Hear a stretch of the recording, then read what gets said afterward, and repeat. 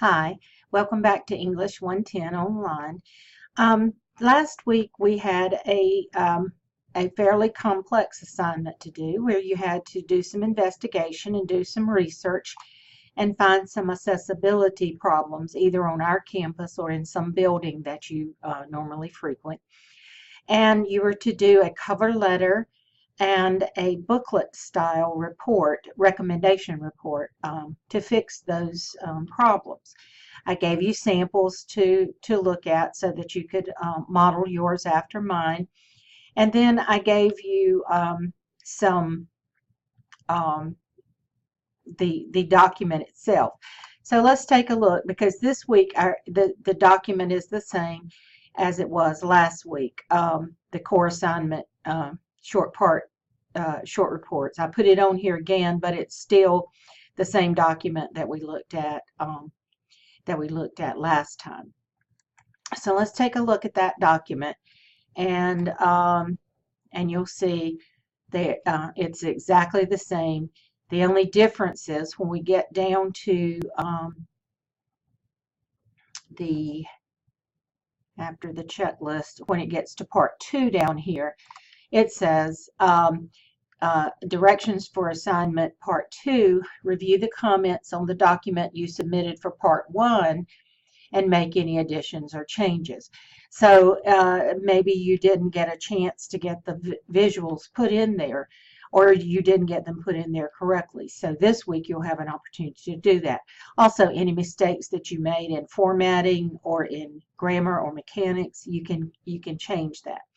So the first part of the assignment that you did last week will count 7.5%, and then this corrected assignment, which you should get 100 on because you've got the chance to fix it now, will count 7.5%. So for a total of 15% for this core assignment 2, just like your core assignment 1 counted 15% of your grade. So let's take a look at how you can look for the corrections that I've made. I have a sample student in the course just called Test Student, and so what you want to do is go back to last week where you submitted it, click on the Turnitin link where you submitted it before, and when it comes up here, I'll show you how to look at yours. There's nothing on here except the one that I submitted, which is the test student, even though it has all of your names on here. But just go where your submission title is, whatever you labeled it. I just labeled mine test student. Click on test. Click on your the name of your assignment that you submitted, and I hope you've been using the Turnitin to look at all of your assignments that I've given you feedback on, because it's important not just to get a grade, but also to see what I have to say about your work, so that you can make those kinds of corrections. Okay, so right now we don't see anything, but if you go up here to the top, you'll see originality, grade mark, and peer mark. Peer mark doesn't work in our application, but the grade mark does. So click on grade mark and give it a moment to upload the comments, and just wait until you see the blue comments are comments that I have put on there, and then you'll see some purple comments that the Turnitin application itself put on there. So we see the first thing says RD is misspelled. It says it's misspelled here. And then I have put an additional comment on there, spell it out, capital ROAD, just as it was done down here. The next comment we see is my comment. Instead of Dear Ms. Adrian Covington with a comma, it needs to be Dear Ms. Covington with a colon, and so I have made the comment there. If you continue to scroll down, you'll see other comments that I've put in here.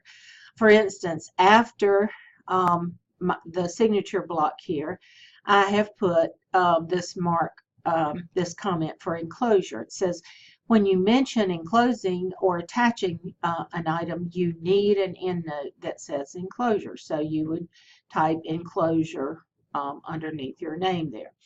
And then I've also put a comment in here, insert a page break.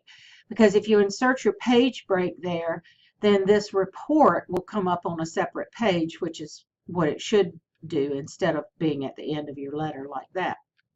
So you can make these corrections when you get ready to make the corrections. Now note, you cannot make the corrections in this view. You can make notes or you can print out this with the comments on it, but you cannot make your corrections in this document. So you'll have to go back to your Google Doc to make those corrections. All right, let's see what else I have here. Okay, here's my section about the introductory summary, nothing there. The problem, oh, there's a comment here. Let's see what that says. It says, introduce figures in the text. See figure 1 below for a view of the entrance into the women's bathroom. So I just can't plunk this in here like that without some explanation. So you always mention it in the text. And then there's this figures out beside of this, and it says, when inserting a figure into a document, first introduce it with text. See figure 1 below for blah, blah, blah. And then label the figure beneath with a number and title like this, figure 1, screenshot of grammar check. Or in this case, figure right underneath, figure 1, women's bathroom, building C. And so that is something that you'll see if you have not quite gotten that format for inserting figures, which was one of the purposes of the assignment. All right, so once inside the bathroom, see figure 2 below, and that time I did mention it in the text, and then it is properly labeled here. Figure 2, accessible stall with handrails, and let's see what else. Okay. I made a mistake. I didn't intentionally make this mistake, but I inadvertently made this mistake. And so on the sample that I gave you, and so it says proofread this. It's the part of the sentence contains an error or misspelling that makes your meaning unclear. And so when I read it, I see it says, when I person is ready. And I think what I meant to do there was when a person is ready. And so, or the person. So I need to fix that too. That when it says proofread, read it and see what's wrong with it. There's my other figures. There's a note here. Let's see what that says. It says leave a line space between your label for your figure and your heading for the solution. Because this looks like it's part of this title. So I would just need an extra space there before that. And what's going to happen with the document the way it is now, if you put it on another page, it probably wouldn't come out to look odd like that. But you just need a line space between this and this. And so I've noted that. And let's see if there's, okay, this is another inadvertent error I made that the Turnitin caught. Lower the soap dispenser so that it can reach. Now it says my verb. Well, we know that it should say can be reached. And so I need to fix that. So all of these things that that need to be fixed, you can make notes. You can actually print this out if you want to and look at it, but you need to go back to your Google Doc to actually make the corrections. Once you've made your corrections, then you need to go back to your get out of this. You'll go back to your Turnitin link for this week and resubmit the corrected document. So let's get us back to this week.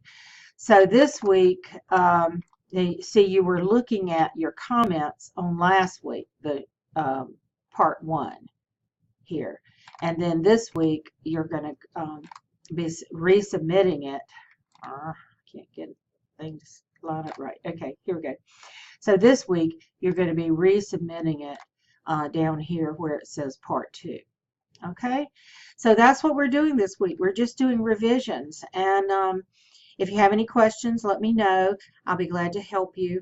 And we'll start something new next week. But work hard on this revision so that for the second part of your portfolio grades, you can get 100 for this. All right, see you this week.